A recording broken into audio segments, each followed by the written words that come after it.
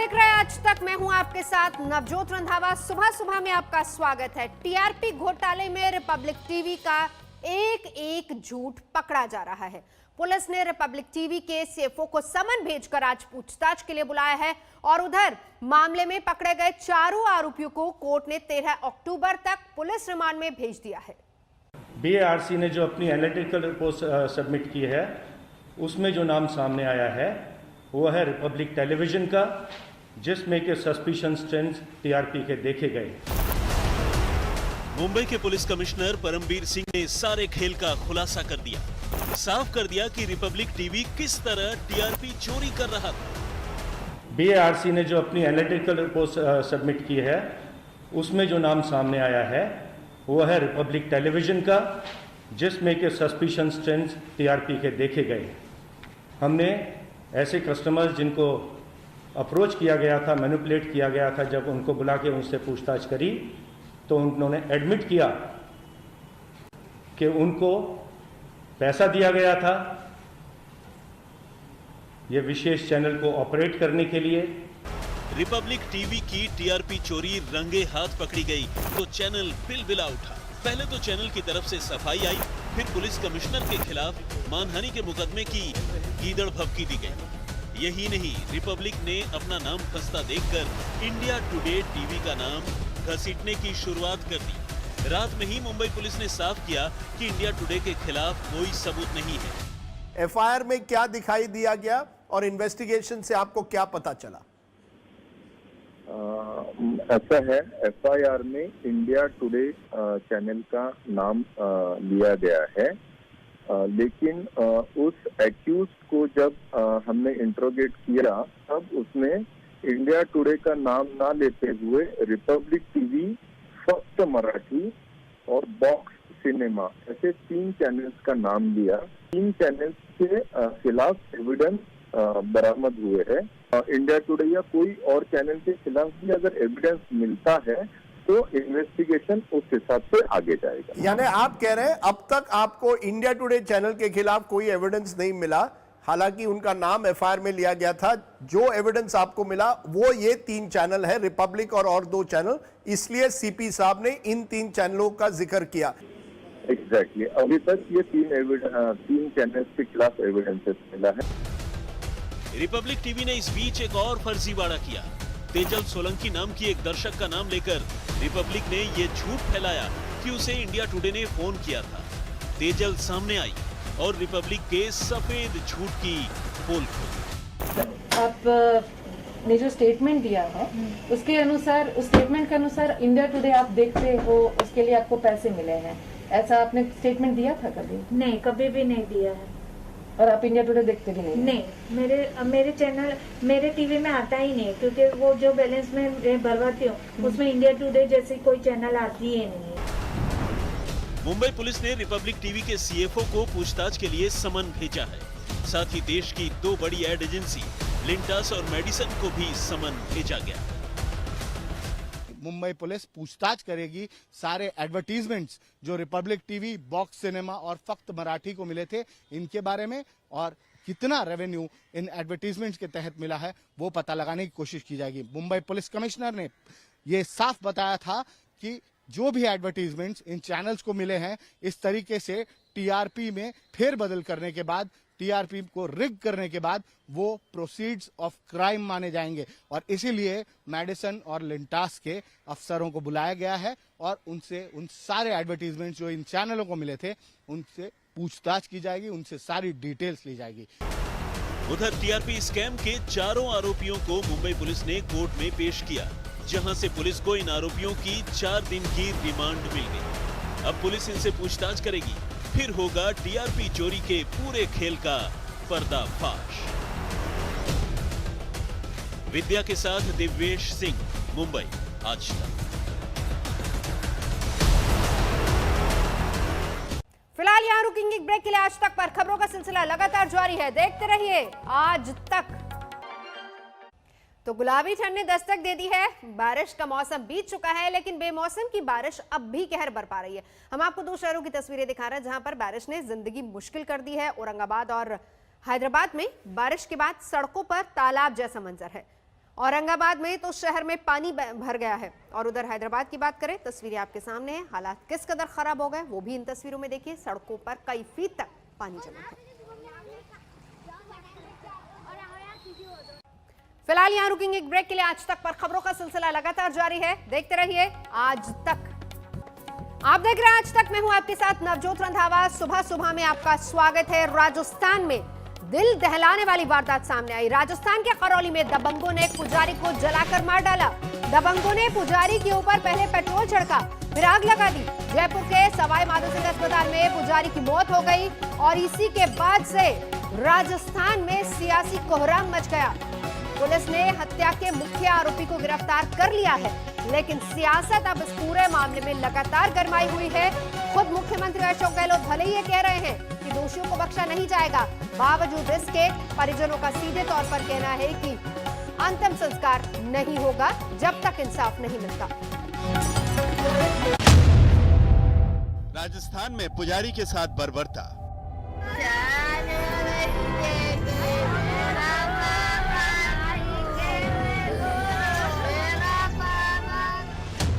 पुजारी पर टूटा दबंगों का कहर।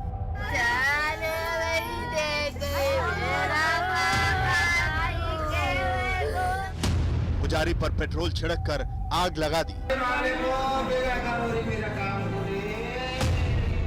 पुजारी को जलाकर मार डाला।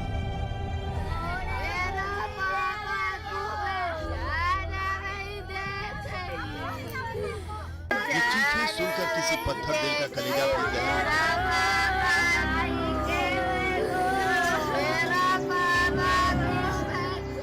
इस महिला की ये चीखें बता रही हैं कि यहाँ कुछ अनहोनी हुई है। जी हाँ, अनहोनी। मंदिर के एक पुजारी को यहाँ जलाकर मार डाला गया। यहाँ पर अब केवल राख बची हुई है, लेकिन ये राख गवाह है कि यहाँ किस तरह से पुजारी को हैवानों ने आग के हवाले कर दिया। सुनिए इस पुजारी की चीख, सुनिए इस बुजुर्ग की छटपटाहट। पुजारी का तन इस कदर जल चुका है कि हम आपको इसकी तस्वीर हूबहू दिखा भी नहीं सकते। पूरा तन झुलस चुका है, मुंह से आवाज नहीं, आर्तनाद निकल रहा है।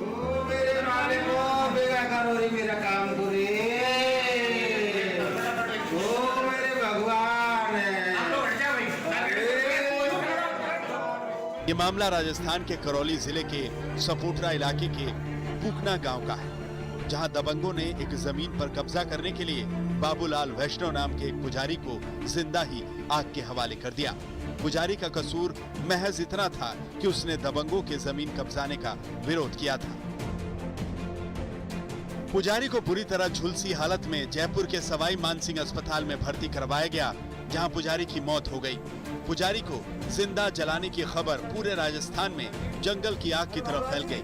साथ ही पुजारियों और ब्राह्मण समाज के साथ साथ कई संगठनों का आक्रोश सामने आ गया। अस्पताल की मोर्चरी के सामने धरना शुरू हो गया।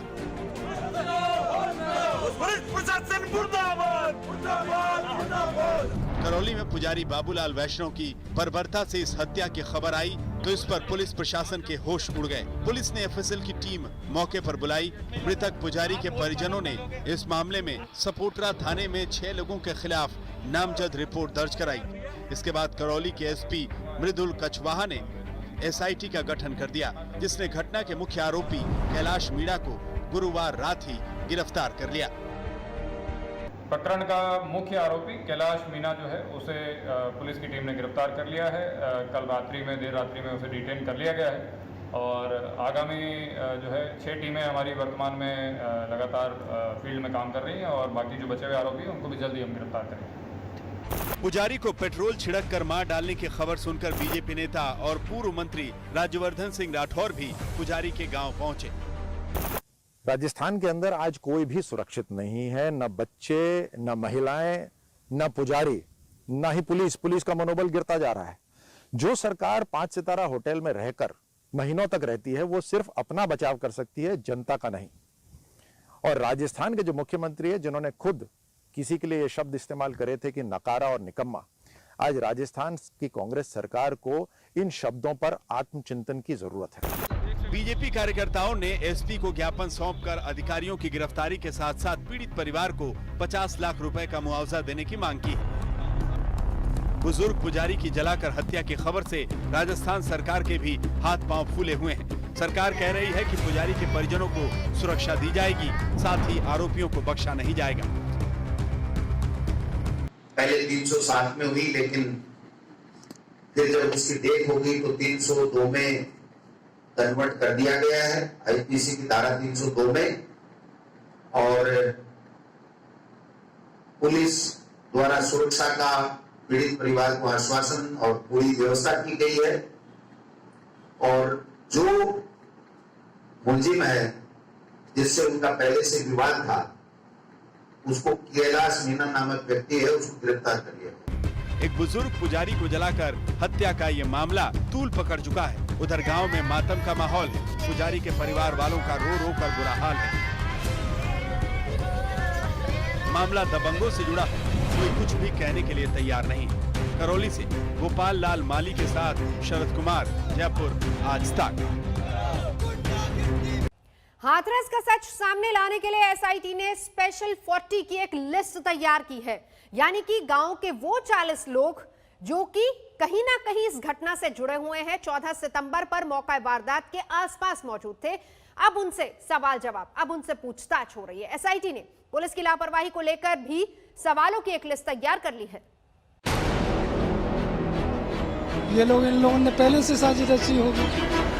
मेरे बेटे निर्दोष हैं। फांसी चाहिए हमें जो झूठा इल्जाम लगाए हो तो देख दोषी हो तो सजा दे।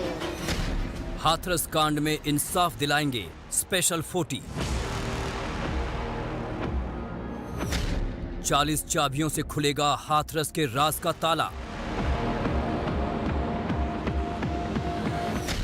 स्पेशल 40 बोलेंगे, हाथरस का सच खोलेंगे। हाथरस कांड के 25 दिन बाद भी ये सवाल धधक रहा है कि पीड़िता को इंसाफ मिलेगा या नहीं।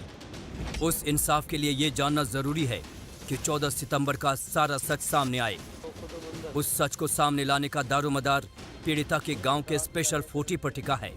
हाथरस के बर्बर कांड की जांच अभी एसआईटी कर रही है और उस एसआईटी के निशाने पर गांव के 40 लोग हैं।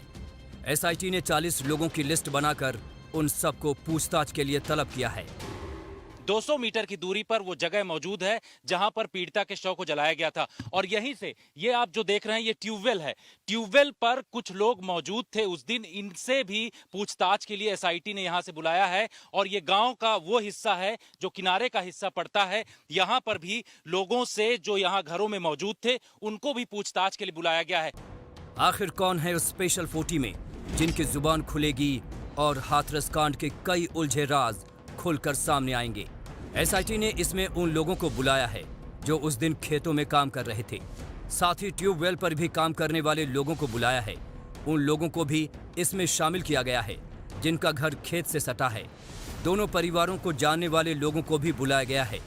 पीड़िता और आरोपी के परिवार को भी शामिल किया गया है। उन लोगों को भी बुलाया गया है जो गांव में अपना प्रभाव रखते हैं। और पीड़िता के अंतिम संस्कार के वक्त वीडियो में दिखते लोग भी बुलाए गए हैं। 40 लोगों की संख्या है, इनको नोटिस दी गई है। मानना यह जा रहा है कि इन लोगों से जानकारी ली जाएगी कि आखिर लापरवाही किस तरीके से हुई अंत्येष्टि के समय। दरअसल हाथरस कांड में कई ऐसे मोड़ आए जिसने इस मामले को ज्यादा रहस्यमय बना दिया। 14 सितंबर को खेत में लड़की को किसने मारा? लड़की ने पहले दिन वाले बयान में बलात्कार की बात क्यों नहीं की? लड़की ने आखिरी बयान में बलात्कार की बात की, लेकिन मेडिकल रिपोर्ट उल्टी क्यों है? 29 सितंबर को उसकी मौत के बाद आनन फानन में रात के अंधेरे में उसकी लाश क्यों जला दी गई? सवालों के इन तमाम मोड़ से गुजरकर हाथरस कांड सबसे ज्यादा विवादों में घिरा जब आधी रात को पीड़िता का अंतिम संस्कार कर दिया गया, और वो भी परिवार की मर्जी के बगैर। ये बॉडी जल रही है और पुलिस फोर्सफुली, इस वक्त पे करीब 3 बज रहा है रात का, और पुलिस फोर्सफुली बिना किसी परिवार के सदस्य की प्रेजेंस के बिना यहाँ पे बॉडी को लेकर आई और बॉडी को जला दिया। एसआईटी ये जानना चाहती है कि कत्ल किसने किया, उस दिन दहाड़े एक लड़की के कत्ल के पीछे मकसद क्या था? पीड़िता और आरोपी के परिवारों में कैसे संबंध थे? क्या उनके परिवारों के बीच कोई पुरानी रंजिश तो नहीं थी? आखिर इस बर्बर हत्या के पीछे कोई तात्कालिक कारण थी या कुछ पुरानी बातें? एसआईटी की पूछताछ वाली लिस्ट में पीड़ित और आरोपी को जानने वाले लोग भी हैं, लेकिन एसआईटी की जांच पर पीड़िता के परिवार को रत्ती भर भरोसा नहीं है। सीबीआई हाथरस में पहुंचेगी, इस केस का पूरा इन्वेस्टिगेशन करेगी, वो आप लोग को नहीं चाहिए? जी नहीं चाहिए। क्यों ऐसा आप लोग बोल रहे हैं? कहीं ना कहीं क्या भरोसा नहीं है सीबीआई पे भी? सर सीबीआई पे नहीं भरोसा, नहीं भरोसा, क्योंकि वो भी हमें लग रहा है कि ऐसा ही कहीं सीबीआई नहीं चाहिए। नहीं चाहिए मैम, सीबीआई नहीं चाहिए तो फिर कौन जांच करेगा?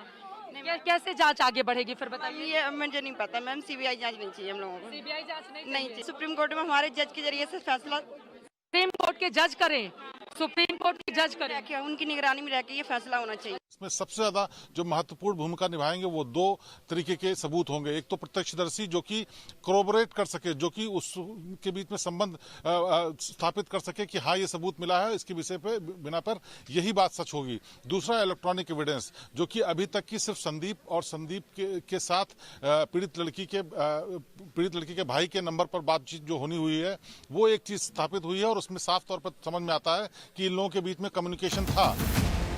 एसआईटी की जिम्मेदारी बहुत बड़ी है। उसने स्पेशल 40 तो बना लिया है और उनमें से कुछ लोगों से पूछताछ भी कर ली है, लेकिन सच सामने लाने के लिए जांच के पन्ने अभी और खोले जाने हैं। शिवेंद्र श्रीवास्तव के साथ जितेंद्र बहादुर सिंह, हाथरस, आज तक। और इस बीच बड़ी खबर आ रही जम्मू कश्मीर से, जहां पर कुलगाम इलाके में सुरक्षा बलों ने 2 आतंकियों को ढेर कर दिया है। देर रात से ही आतंकियों के साथ ये मुठभेड़ चल रही थी। थोड़ी देर पहले सुरक्षा बलों ने दोनों आतंकियों को मार गिराया है। कुलगाम इलाके में और आतंकियों के छिपे होने की आशंका जताई जा रही है और इसी के मद्देनजर सुरक्षा बलों ने अभी घेराबंदी कर रखी है पूरे इलाके की। अशरफ आनी हमारे साथ जुड़ चुके हैं। अशरफ, क्या अपडेट वहां से? नवजोत, कल देर रात ये मुठभेड़ शुरू हुई थी जब सुरक्षा बलों की साझा टीम को ये जानकारी मिली थी कि कुलगाम के सुंदन इलाके में ये कुछ मिलिटेंट छुपे हैं। उसके बाद चूंकि रात का समय था, पूरे इलाके की घेराबंदी कर दी गई। रात में कुछ रुक कर फायर हो रहे थे, लेकिन आज सुबह जो ही पहले रोशनी निकली तो वहां पर दोबारा मुठभेड़ शुरू हुई, जिसमें अभी तक 2 मिलिटेंट जो हैं वो मारे गए हैं। अभी भी ये शक जताया जा रहा है कि हो सकता है कि एक और आतंकी वहां पर छुपा हो, इसलिए पूरे इलाके की घेराबंदी भी जारी है। तलाशी अभियान भी सुरक्षा बलों का साझा तौर पर जारी है, लेकिन फिलहाल पिछले कुछ घंटों से वहां पर फायरिंग नहीं हो रही है। अभी तक 2 मिलिटेंट जो हैं वो इस मुठभेड़ में मारे गए हैं। अशरफ, नजर बनाए रखिए। बड़ी खबर पर लगातार नजर बनी हुई है। सुरक्षा बलों ने पूरे इलाके को अभी भी घेर रखा है क्योंकि आशंका है कि और आतंकी छिपे हो सकते हैं। रुकेंगे एक ब्रेक के लिए, देखते रहिए आज तक। बिहार की राजनीति के दिग्गज नेता रामविलास पासवान के अंतिम दर्शन के लिए उनके आवास पर लोगों का तांता लगा हुआ है। राष्ट्रपति रामनाथ कोविंद, प्रधानमंत्री नरेंद्र मोदी भी पासवान को भावभीनी श्रद्धांजलि देने पहुंचे और पटना में मुख्यमंत्री नीतीश कुमार ने पासवान को श्रद्धांजलि दी। आज सुबह 10 बजे पटना में दिवंगत नेता का अंतिम संस्कार होगा। आज देख ले कौन रचाता मौत के संग सगाई है, तिलक लगाने तुम्हें जवानों क्रांति द्वार पर आई है, जय प्रकाश का बिगुल बजा है, जाग उठी तरुणाई है, तिलक लगाने तुम्हें जवानों क्रांति द्वार पर आई है। मैं रामविलास पासवान 5 दशक के सक्रिय राजनीति के साक्षी रामविलास पासवान ने इस दुनिया को अलविदा कहा तो पूरे देश में उनके चाहने वालों में शोक की लहर दौड़ पड़ी। रामविलास पासवान के आखिरी दर्शन के लिए उनके आवास 12 जनपथ पर तांता लग गया। राष्ट्रपति रामनाथ कोविंद ने रामविलास पासवान को श्रद्धांजलि अर्पित की। प्रधानमंत्री नरेंद्र मोदी ने पासवान के पार्थिव शरीर पर फूल अर्पित किए, हाथ जोड़े। इस मौके पर चिराग पासवान रो पड़े। मोदी ने चिराग को ढांढस बधाया, जैसे कह रहे हों कि जिंदगी की यही रीत है। रामविलास पासवान को श्रद्धांजलि देने रक्षा मंत्री राजनाथ सिंह पहुंचे तो गृह मंत्री अमित शाह ने भी पासवान को श्रद्धांजलि दी। फिलहाल यहाँ रुकेंगे एक ब्रेक के लिए। आज तक पर खबरों का सिलसिला लगातार जारी है, देखते रहिए आज तक। नमस्कार, मैं हूं अंजना ओम कश्यप। हमें उम्मीद है ये वीडियो आपको पसंद आया होगा। लेटेस्ट खबरों के लिए यूं ही देखते रहिए आज तक, और इस वीडियो के पसंद आने पर लाइक, शेयर एंड सब्सक्राइब करना ना भूलें।